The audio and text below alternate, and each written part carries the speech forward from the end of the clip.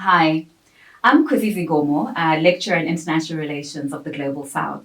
And I'd like to take you through a little bit of what we do here at Kent and some of the things that I teach in my courses and why this would be a good place for you to study. Okay, so my opening question really is the world more violent today than it has ever been? Because this is one of the most common questions that scholars, especially political scientists like myself, are striving to answer. And there is a group of scholars, okay, like Pinker, who argue that we may actually be living in the most peaceful era in our existence.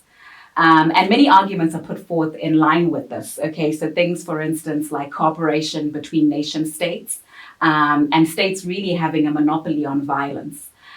Things also like commercial commerce and trade and increasing the value of life, and this being sort of a general norm that we live in the world today. And this obviously then reducing the need to engage in violent conflict. Other things, for instance, like increasing literacy or communication and how this increases empathy between human beings, as well as the whole notion of positive sum gains, okay, where people really are willing to solve their problems rationally and see the costs of conflict as being costs that they would want to avoid in as much as possible. And so all of these really make up great arguments in terms of us potentially living in the most peaceful era of our human existence. But with this being said, there is obviously data that goes to support these kinds of arguments. Okay, so we do see, for instance, that homicide rates, for instance, like what I've got up here on the slide, in 5 Western European nations between the period of 1300 to the 2000s, has actually gone down on a mass scale. We also see, for instance, when it comes to actual great powers and wars, we've seen a notable decline over the scale of those wars from the period of maybe 1500 right through to the 2000s. As you can see, we see a flat line from 2000 onwards. We also see a gradual downward slope as well when we think about global deaths and conflict since about 1400, okay, demonstrating that again, mass scale deaths, especially battle related deaths, have been decreasing as we have gone on with the decades. Furthermore, we can also see that ever since World War One and World War Two, we still also have a gradual decline of mass scale violence in the world as well, and almost nothing in the 2000s. So there is data to support this assumption that we may be very well be living in the most peaceful existence of humankind. But if this is the case, then other questions that are worth asking to do with this are, why haven't we then seen a total eradication of violence? And is it really that violence is going away or that conflict is going away? Or really that conflict is really changing in its form and in its nature, rather more so as a plausible argument? Now, when we look at the side of the debate on this end of things, we can actually see some data that does go to supporting this. So when we go back into looking at large-scale conflict and battle-related deaths, yes, we can definitely see gradual decline in that, especially maybe since the period of about 1946 through to the 2000s.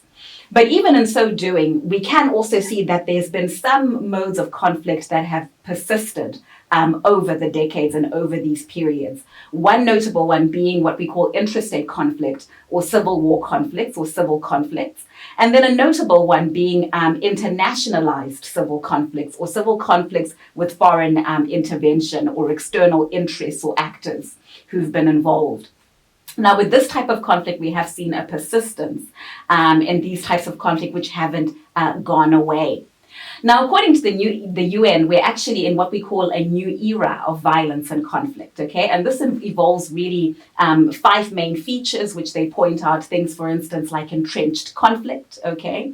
Where really this is what we call identity-based or deep-rooted, deep-seated types of conflict that exist in the world today. And so even though we've seen an absolute number of decline in deaths on a mass scale from 1946, we do see a notable rise with conflicts today really being waged on the basis between both state actors and non-state actors, or within the geographic location of a state or a nation state, okay, or even including other non-state actors such as political militias, criminals, international terrorist groups, and the likes. We also have seen organized crime and urban and domestic violence on the increase as well. Okay.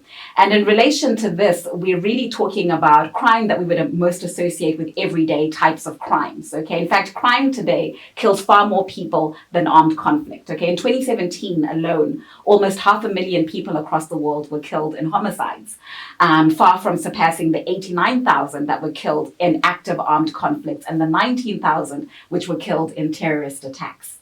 So homicide rates have been climbing at the current rate of 4%. And this obviously is also something of concern when we think of the Sustainable Development Goals, okay, which include a target to specifically reduce all forms of violence and related death rates everywhere in the world, hopefully by 2030. We also have what we call violent extremism, okay? And this is essentially where terrorism remains widespread. Its impact has been waning in recent years. Globally, the number of deaths attributed to terrorism really dropped for a third consecutive year in 2018 to under 19,000. Attacks have become less lethal as governments have stepped up counterterrorism efforts. There's also been regional and international cooperation around this and programs to counter violent extremism. But we still see the persistence of this in certain countries, for instance, in regions such as the Middle East, parts of Africa, even parts of Western and Eastern Europe as well. Okay. And then, of course, what we call new technologies, okay, and new technological modes of warfare, where technological advances have contributed to the changing nature of conflict, and really concerns to do with artificial intelligence, AI, and machine learning to enhance cyber, physical, and biological attacks.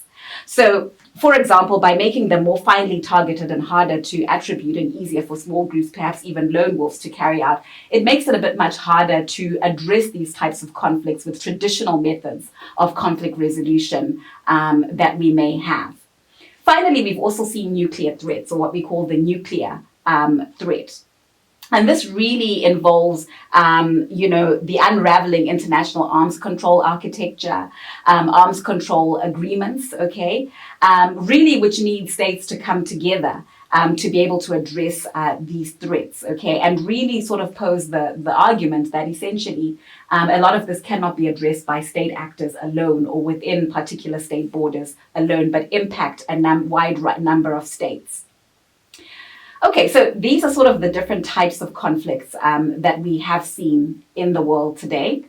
And a lot of this thinking is supported in the scholarly literature. We've got scholars, for instance, like Kaldor and Azar, who really talk about new types of conflicts or new wars in the world today that really cannot be limited or dealt with by ordinary traditional modes of conflict resolution. Azar talks about protracted social conflicts, really deep-rooted identity-based conflicts, which are fought on the grounds of ethnicity and religion and all of that, which cannot be easily resolved when it comes to the international arena or the field of global governance, peace, security, peace and conflict, and the likes. There is as well data that supports this notion, right? So the understanding here is that the world is definitely a less peaceful place than it has been at any time in the last decade. And we have seen an average level of global country peacefulness, which has deteriorated by 0.34%. This is, in fact, the 9th deterioration in the last 12 years. Okay, and this is obviously based on Global Peace Index statistics from about 2020. So in relation to this, 81 countries, for instance, have become more peaceful, whilst 80 countries have definitely deteriorated. Improvements here have been driven by changes in things like terrorism and its impact, homicides, weapons imports and exports, whilst deteriorations have primarily been driven by changes in things like political terror, the scale of political terror, refugees and internally displaced peoples, and even the intensity of internal conflicts as well. Then, of course, moving on with the Global Peace Index, we can actually see that war in itself or conflict is costly for states. In fact, the world loses about $14.5 trillion US dollars a year or globally, really based on conflict. And if we were to take that amount, okay, which is equivalent to about 10.6% per individual, then the world is really losing about a total of 1,909 US dollars per person to conflict. When it comes as well on a massive scale, okay, or in terms of saving, if the world was to decrease violence by 10% only, which would be about 1.45 trillion, then this could obviously be directed to other economic activities as well. If you were to break that down even more in terms of the economic impact of violence, then we also see, for instance, that obviously a lot goes into military expenditure, internal security expenditure, private security expenditure, homicide, and all of these things. So definitely a lot of expenditure that could be saved if it wasn't going to a lot of these things. We also see that the inequalities between states would be much less, right? So states which are in more peaceful countries tend to do higher in terms of having less, inequalities, GDP, and all of those good things than states which are less peaceful, okay? And obviously the inequality then increases between those states. We also see, for instance, the deaths that have arisen from terrorism, particularly from the period of 2002 to 2019, and continues to go on like that, tend to be concentrated in areas like the Middle East, Africa, Nigeria, we can see there, and even parts of Europe and North America as well, okay? Really demonstrating again that violence or conflict has not gone away, but it's still very much with us in different forms. The Global Terrorism Index as well shows this. We can see sort of the spike in terrorist attacks, especially around about the period of 2014, 2016, and so on, and a gradual decline, but not completely going away either, okay? And notable spots where we've seen a lot of these kinds of conflicts, we've got Yemen, we've got Palestine, we've got Syria as well, and Nigeria as well. Now, what I want to leave you with today is this notion that conflict really involves violent means, okay? And it can be destructive for society. Hence, we never want conflict to ever become absolutely violent, okay? We always want to be able to deal with it before it gets to its most destructive forms. And so for us to be able to effectively do this, then there's got to be the understanding here that for us to completely abolish it, we need to understand it. And for us to understand it, then we need to study it, essentially. Now, why would you want to study at Kent based on this, especially in the Department of Politics and International Relations? Well, essentially, there are 4 programs in our, IR, Pole IR department or school, which really speak to different thematic areas. So we've got, for instance, peace and conflict studies. We've got international negotiation and conflict resolution. We've got international relations with an option with international law. And we've also got security and terrorism. All of these programs in some way aim to deal with or speak to many of the challenges that I've been speaking about today, okay, especially those that the world is facing with the changing nature of conflict and how to be able to devise robust responses to these challenges.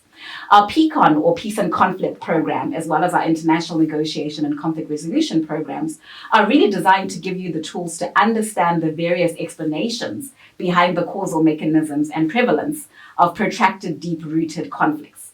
So here you'll be able to, or you'll be equipped rather, with the skills to not only prevent violent conflict, but also to mitigate and to, its catastrophic effects and rebuild societies in its aftermath. Our international relations programs really equip you to take on global challenges in the 21st century. This includes engaging with world politics, global environmental change, terrorism, governance in cyberspace, and conflict resolution. Whilst our security and terrorism program equips you with a solid understanding of contemporary security challenges, from environmental degradation to gender-based insecurity, and the ability to analyze these issues surrounding security and terrorism today.